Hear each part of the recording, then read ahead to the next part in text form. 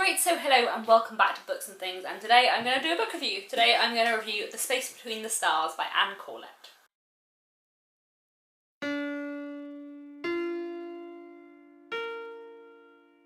This is a review copy that was kindly sent to me by Pam Macmillan, and the actual book comes out on the 1st of June. The final cover will look like this. So I'm very excited to talk to you about this book. I've already spoke about it a bit in my March wrap-up, in which I mentioned that as well as loving this book very much. I do also know the author, which is very exciting. Anne was on the creative writing MA that I did at Bath Spa with me and was in a few of my workshops, and I've always loved her writing, so it was very, very exciting to receive this book and to know that it's coming out later this year. I am so excited for many more people to read it because it is so good. It is so good. I feel like a lot of you will really enjoy it as well, especially if you're fans of Emily St. John Mandel or of Becky Chambers. In my wrap-up, I described this as Station 11 in space, which I feel is selling it short because obviously it's very different to Station 11 and it deals with a lot of things that Station 11 doesn't. It deals with a kind of similar situation in a very different way, and it is a very different book. But I think if you like Station 11, you will like The Space Between the Stars because there's two big things that they have in common, which I love in both of them. So the central premise of The Space Between the Stars, it's set quite a while in the future. I would say like between 100 and 200 years, that's what it feels like, but it isn't actually specified. In this future world, Earth has become too densely populated, which means various people have been sent out to various other planets to colonize these other planets, and then a very deadly and very contagious virus sweeps through the universe and wipes out 99.9999% of the population. This means that the few survivors that there are very, very spread out, and also that in order to find each other they have to travel a long way and through space, which is just very brilliant. The reason that I think that you would like it if you like Station 11 is that, like Station 11, it is not a book about surviving in the face of the end of the world so much as it is a book about you have survived in the end of the face of the world, but what does that mean? What do you do with that survival? How do you carry on living in a world where everything has completely changed?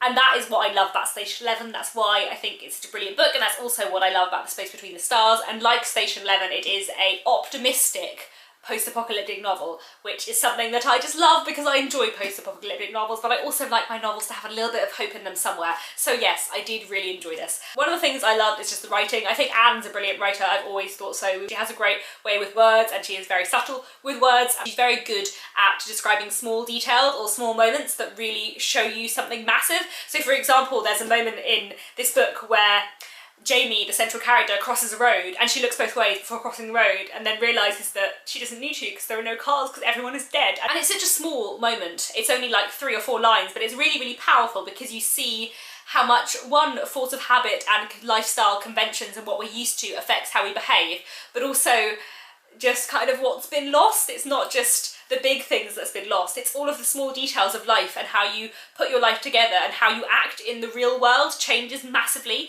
in this kind of disaster. I think things like that Anne writes brilliantly and is really, really good at capturing. I also love the characters a lot. There are, I guess, kind of 7 central characters. So there's Jamie, who is the main protagonist. She then encounters 6 other survivors fairly early on that she spends the bulk of the book travelling with, and I thought they were a brilliant set of characters. I feel like in a lot of science fiction novels of this type where you have a group of people going through space or travelling together, you end up with certain characters fitting into certain stereotypes or occupying particular roles, and I feel like The Space Between the Stars was very good at not doing that, and all of them felt like quite an unusual bunch of characters to have survived. There is Jamie, who is in her late 30s, who has been living alone on a planet after she left her long-term partner after she had a miscarriage, which she is grieving for, but also grieving for the guilt of not having really wanted a child. We have Jamie, who is dealing with this massive, huge, universal problem of this virus having wiped out most of the population, but she's also dealing with her very own personal grief of having lost her unborn child.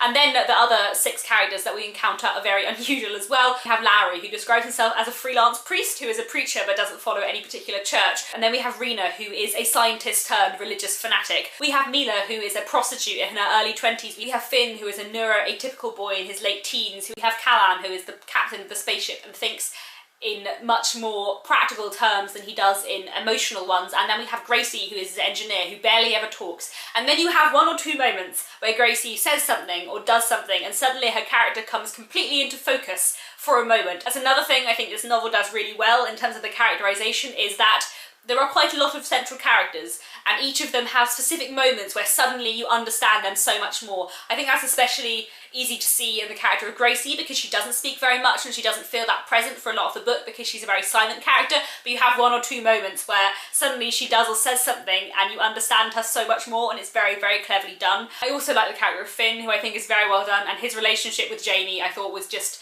very, very brilliantly portrayed and really moving, one of the most emotional aspects of the book for me. I like the way that the characters of Lowry and Rena explore the religious themes in this book, which are quite important. So Rena talks about this virus being, as it were, a kind of akin to the Great Flood, being something that is cleansing and purifying, and the people who are left being there for a reason. I thought that aspect was explored really interestingly, and especially because Lowry is there as well. I don't think it's that uncommon in post-apocalyptic novels to come across these kind of religious fanatic characters like Rena, but what I really liked about the way that Anne does it in The Space Between the Stars, though, is one, that Rena is far more complicated than that, and there is a lot of complexities and layers to her character, but also that she is counterposed with Lowry, who is a much more positive presentation of religion in this kind of time, and I thought that was done really well and was very effective. I also think class is dealt with really interestingly. Everyone has a mark on their finger to show which class they're from, which distinguishes everyone, and it's interesting to see how even in the face of the end of the world, even when there are very few survivors,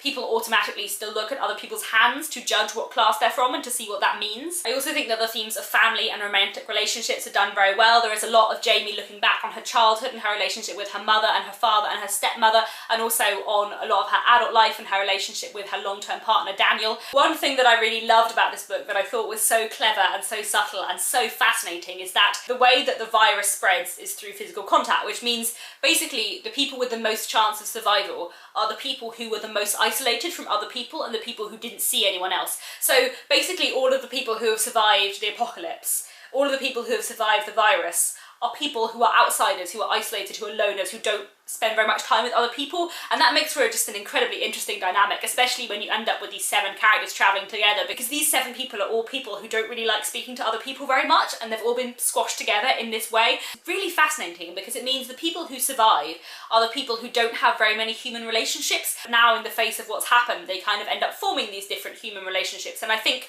because they're all kind of, not necessarily introverts, but they're all people who have isolated themselves in some way from the rest of society and from other people they know, it means that they draw together in an interesting way, and I thought that was done really, really well and was a really interesting, nice element to add to this book. I also really love the hope that it has. Like I already said, in a similar way to Station 11, it's about making survival mean something more than it is about surviving, and I think that is wonderful, and that is what I want to read about, and I find that much more interesting than just a story about people surviving and getting by. I also loved how surprising this book was at every turn. Like, I started reading it and I thought I had a vague idea of what way the plot was going to go, and then that changed, and then I had another vague idea, and then that changed too, and I thought that was very cleverly done because it meant it was very hard to predict, and it made it even more gripping. Like, I read this basically in one weekend and thoroughly devoured it because it was so enjoyable, so well written, but also so unexpected in the turns the plot took, which I thought was very powerful and very well done because it just meant it felt so